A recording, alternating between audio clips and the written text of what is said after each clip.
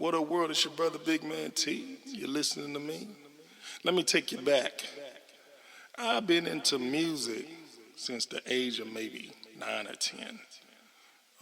My parents used to play, the vinyl, the records, doing their thing, and the music just hit me.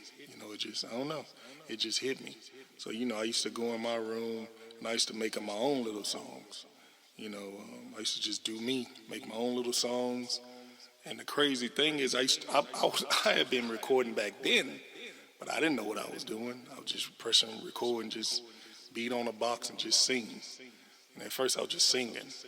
And then one day, once the hip hop thing came out, it's crazy because it's like, I didn't ever rap like Run DMC and LL Cool J. I always just kind of just did me. It was weird, man, so, I was always known as the person with the boombox. I kept a boombox, so I'm always listening to music, the latest music, because I had an uncle, would get all the latest music, so I go get it from him, tape it, give it back, stuff like that, steal some of it, just kid stuff. So I was always into, me and my age group was just always into music. Not all of us, just a handful of us was just into music. Walking around with a boom box, just doing, just listening to music. And of course, once I got to a certain age, I just started recording on my own on my little boom box, through the little mic. And I would record off of cassettes where you had like the song and then the single. You had the single and then the instrumental. And of course, I make a song to it, write it down on paper, and actually rap it. But once again, I didn't know nothing about, no structure. I used to make song. It's weird. Like I knew the song pattern. I knew how to do my bars, the hook, the bars, the hook, the bars, because you had three verses back then. It wasn't just two like it is now. And, and I just knew how to do it. It's crazy as it sounds, I just knew how to do it. So I used to just make these songs, and just make them. And then one day I made a real tape. It was full of all these little instrumentals, these songs. And my sister, came in my room and was like, "Hey, I heard your little tape. I like it." I said, "Man, what you doing in my room?" And she was like, "I like your tape." I was like, "You did?" "Yeah, stay out of my room." But, I didn't know what I was doing. So, just creating. Didn't know what I was doing. Once again, just creating. Creating me. And, the crazy thing is, like, I always was writing crazy stuff back then. Not necessarily crazy stuff, but, like, unique things back then. I was writing the same thing back then. So it's like my music just always being unique. And, so, I started a label, I was supposed to go to school for it, but I started a label around 2000, around 99, 2000, about 99-ish, 2000. Went to the courthouse, got all the paperwork, blah, blah, blah, blah, blah, blah, all that stuff, the name, blah, blah, blah. And as time went on, I learned everything that I know now. So I know, I know a plethora of things now because I had to learn these things. I used to make my own CDs. I used to get the blank CDs, record each one, burn each one, and then I had a machine I used to burn not burn, but like print the information at the top. I made my own little covers and stuff, man. It was crazy, man. Went around spending unnecessary money, fake barcodes. It's just crazy, man. But to be fair, the person that inspired me to stay unique, now, he didn't inspire me to be unique because I was already doing that before I even heard him. But what inspired me to really, really be super unique was this rapper named Esham. And I listened to his music and I saw his cover. It's kind of like it was like hand drawn. He had 3 different covers, by the way. I remember one where it was all black, and then you kind of reflect the cover, and it had like the logo on it. Then you had the one where it had the flames, and then you had one where it was like looked like it was a cutout. You know, because nobody knew all of these things back then. You know, you just take pictures. You didn't really. It's not like it is now. You know, it was harder back then.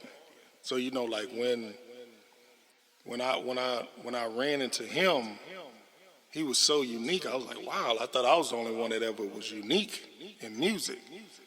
Nah, that was furthest from the truth. It was other unique people too, and it was people mimicking him, and I didn't even know that. You know, so it's like also what I also learned is when you're unique, people will mimic you. People will try to be you. You know, people will pray to the devil and even think that they can pray to God to try to get your gift that God gave you. You know, I learned that. You know, and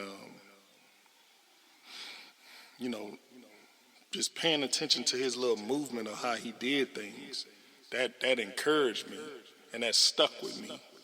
That once I really do it, I'm gonna be unique. You know, I'm gonna be very unique. I'm gonna do something totally different. I don't want to do what everybody else is doing. You know, sometimes I make covers just so you be like, man, what is this? And then you listen to it and be like, whoa, hey man, that's pretty good. You know, so that's he inspired me to stay unique. He really inspired me to stay unique, and you know, I listen to him not as much as I used to, but you know, I listen to him. You know, I love his uniqueness. You know, I love unique. I don't like what everybody else like. That's never really been my thing. You know, so that's pretty much the head honcho that kind of, you know. So when I started my label, the next person that kind of inspired me was Master P.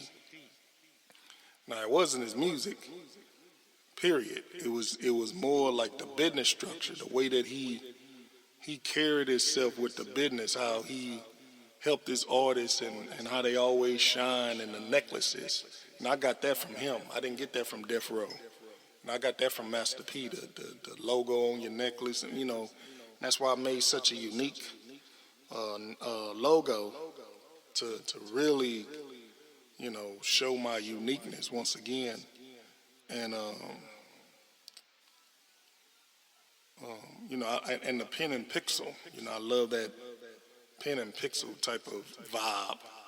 You know, just before I even knew what, I didn't really learn about Cash Money. As crazy as it is, I used to see Cash Money all the time. But they didn't have the pen and pixel. Maybe they did. I don't want to say they didn't, but they wasn't as flamboyant as No Limit was.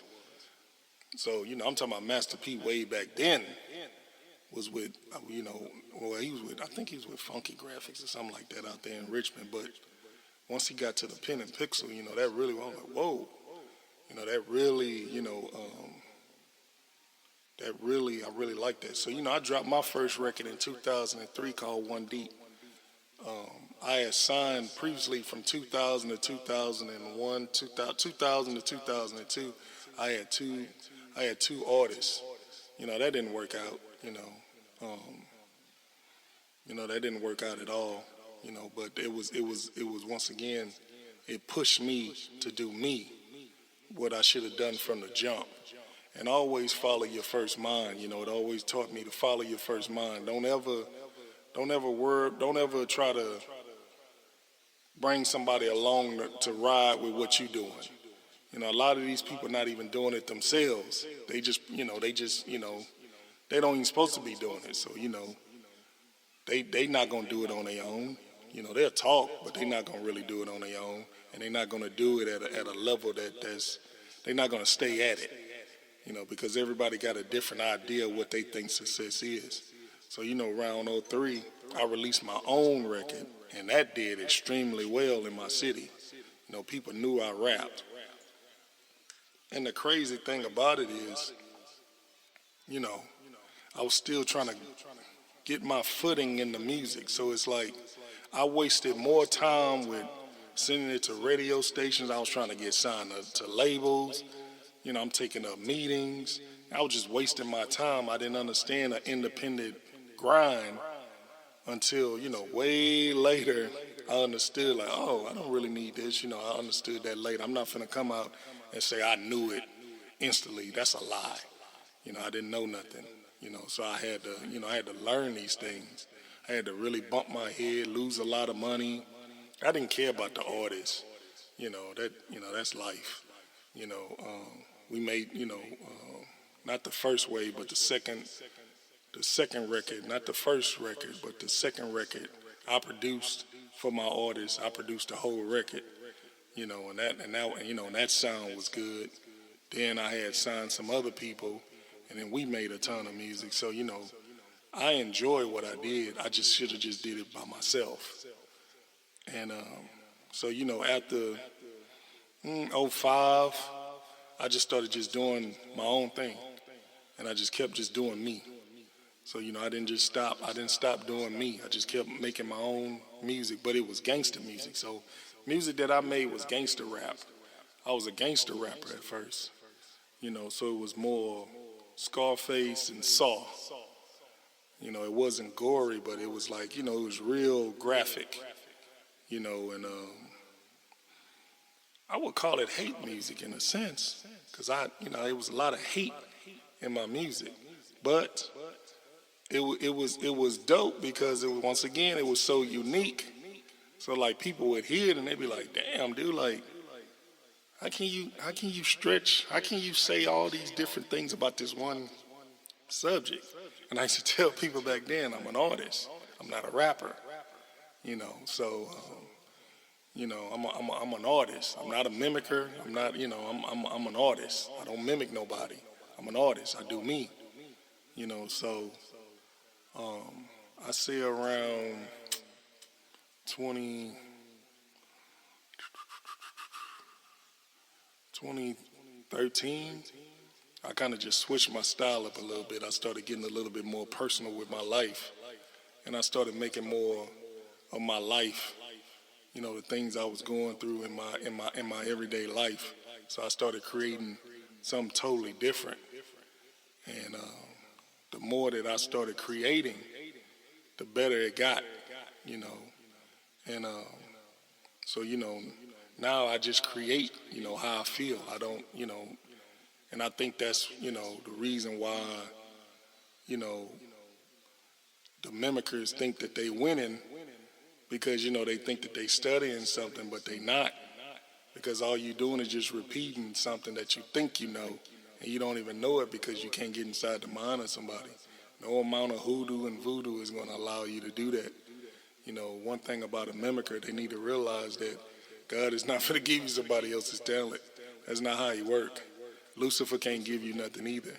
So you're wasting your time. The rulers of the darkness can't give you nothing. So, people, the mimickers would have to learn that. But, I just continue to just keep creating and keep putting out, good, solid art. And, just continue to just keep putting out good, solid art, and, I'm here to tell you, just, support the art. Don't worry about, don't worry about if you have to pay. Anything that's great, you're going to have to pay for it. You know what I'm saying? And, so I create very unique, dope music. I don't do what nobody else do. And I think that's the beauty of music, to not do what everybody else do. My spirit is different. So, I want you to take a chance on that. Take a chance when you hear my music and not fear, anything, but just really just start really paying attention to it. And it would actually help you. Of course, I have a website, paperworldempire.com. Go check that out. You know what I'm saying? Got a lot of things coming up. Just drop polo socks. Yep, polo socks. I know that sound dope. I'm on Spotify, so, check me out on Spotify, Big Man T. Check me out. And, I'm going to just continue to just keep doing what I'm doing. And, you know, thank you for listening. I'm out.